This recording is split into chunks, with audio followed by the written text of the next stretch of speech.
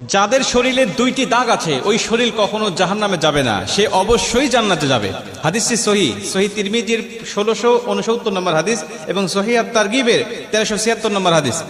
হযরত আবু উমামা রাদিয়াল্লাহু তাআলা আনহু হাদিসটা বর্ণনা করেছেন। রাসূল সাল্লাল্লাহু আলাইহি ওয়াসাল্লাম বলেন, যাদের শরীরে দুইটা দাগ আছে এবং যাদের শরীর থেকে 2 ফোঁটা তরল পদার্থ নির্গত হয় ওই শরীর কখনো জাহান্নামে যাবে না, সে অবশ্যই জান্নাতে যাবে এবং আল্লাহ পাকের কাছে এই শরীরটা সবচেয়ে প্রিয় শরীর। রাসূল সাল্লাল্লাহু আলাইহি ওয়াসাল্লাম বলেন, 1 নম্বর দাগ হলো যে ব্যক্তি জিহাদের ময়দানে আল্লাহকে খুশি করার জন্য, আল্লাহর দ্বীন কায়েম করার জন্য অথবা আল্লাহর সন্তুষ্টির জন্য যে ব্যক্তি বাতিলের মোকাবেলা করতে গিয়ে শত্রু পক্ষের আঘাতে তার শরীরে ছোট্ট একটা দাগও যদি বসে যায়, এই দাগটা কিয়ামতের ময়দানে সুপারিশ করে বা এই দাগটা থাকার কারণে কিয়ামতের ময়দানে আল্লাহ পাক তাকে জান্নাতে দিয়ে দিবে। নবীজি সাল্লাল্লাহু আলাইহি ওয়াসাল্লাম বলেন, 2 নম্বরে ফরজ ইবাদত সমূহের কোন একটি দাগ যদি তার শরীরে দেখা যায়, যেমন নামাজ পড়তে পড়তে সেজদা দিতে দিতে কপালে